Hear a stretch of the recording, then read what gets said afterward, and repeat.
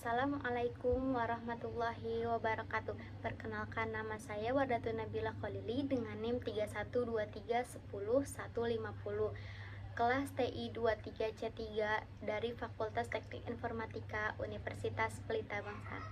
Di sini saya akan membuat video dari tugas rekayasa perangkat lunak dari dosen pengampu saya, yaitu Bapak Muhammad Makmun Effendi Eskom Enkom. Di video ini saya akan menjelaskan materi yang ada di pertemuan kedua, yaitu yang berjudul perencanaan proyek perangkat lunak. Proyek perangkat lunak proyeknya itu bisa diartikan sebagai sebuah perencanaan yang spesifikasi, dan perangkat lunak adalah kumpulan program yang dirancang untuk menjalankan tugas tertentu pada sebuah komputer atau perangkat-perangkat lainnya. Jadi, proyek perangkat lunak adalah sebuah perencanaan yang spesifikasi untuk membangun sebuah perangkat lunak atau menjalankan tugas tertentu pada komputer atau perangkat-perangkat lainnya. Langkah pertama yang harus dilakukan dalam perencanaan proyek perangkat lunak yaitu menentukan jenis. Jenis proyek perangkat lunak yaitu ada dua. Yang pertama sistem informasi dan yang kedua adalah embedded system. Dari kedua jenis tersebut, saya akan jelaskan satu persatu. Yang pertama yaitu sistem informasi. Sistem informasi adalah sebuah jenis proyek yang umumnya terlibat pada basis data dan analisis sebuah proses. Dan yang kedua adalah embedded system. Embedded system adalah jenis proyek yang merupakan perangkat lunak yang berhubungan dengan mesin-mesin atau perangkat-perangkat keras lainnya. Proyek perangkat lunak memiliki beberapa unsur. Unsur yang pertama adalah people. People merupakan unsur manusia yang terlibat dalam proyek perangkat lunak. People juga memiliki 3 peran. Yang pertama yaitu sebagai pemimpin tim, dan yang kedua sebagai pemain utama, dan yang ketiga sebagai pemain pendukung. Yang kedua dari unsur proyek perangkat lunak yaitu adalah proses. Setiap proyek pasti ada proses. Dalam lingkup proses, seorang manajer tim harus mampu memahami teori proses dalam sebuah proyek perangkat lunak. Unsur yang ketiga yaitu produk. Produk adalah hasil dari pengembangan dan pemecah kebutuhan sistem.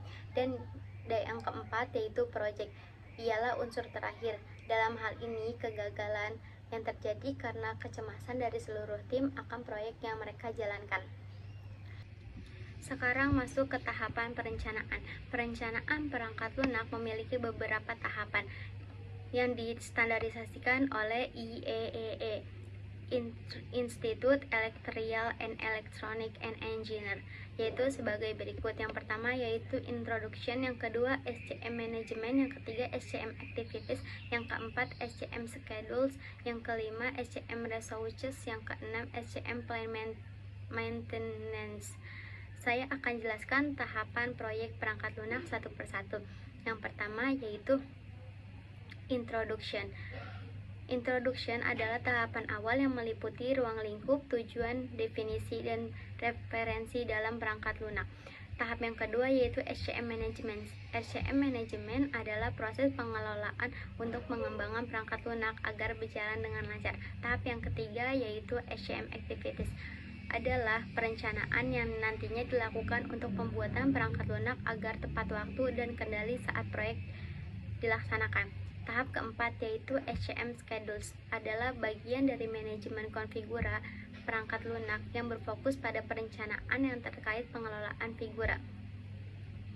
Tahap yang kelima yaitu SCM Resources, adalah sumber daya yang diperlukan untuk pengelolaan konfigurasi perangkat lunak secara efektif. Dan yang terakhir, tahap keenam yaitu SCM Maintenance, adalah tahap akhir perencanaan yang berfokus pada pemeliharaan perangkat lunak jika selesai diproduksi. Pembahasan terakhir dari perencanaan proyek perangkat lunak yaitu estimasi. Estimasi adalah sebuah pengukuran yang didasarkan pada hasil secara kuantitatif dengan angka tingkat akurasinya. Jadi, estimasi perangkat lunak adalah melakukan prediksi mengenai pengeluaran dari sebuah proyek dengan meninjau waktu, usaha, biaya, dan risiko yang ada di dalam sebuah proyek.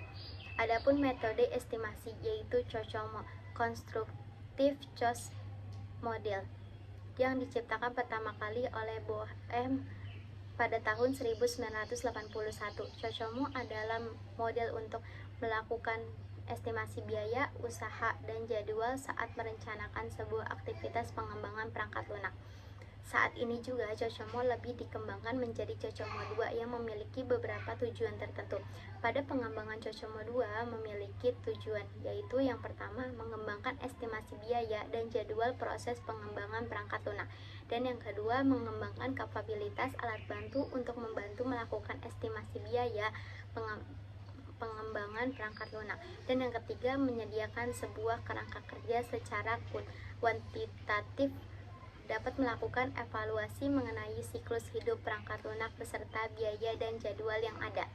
Dari materi yang telah saya jelaskan di atas, semoga dapat dipahami. Sekian video yang saya buat mengenai materi pertemuan 2 yang berjudul Perencanaan Proyek Perangkat Lunak. Jika ada kesalahan, saya mohon maaf dan terima kasih atas waktunya. Wassalamualaikum warahmatullahi wabarakatuh.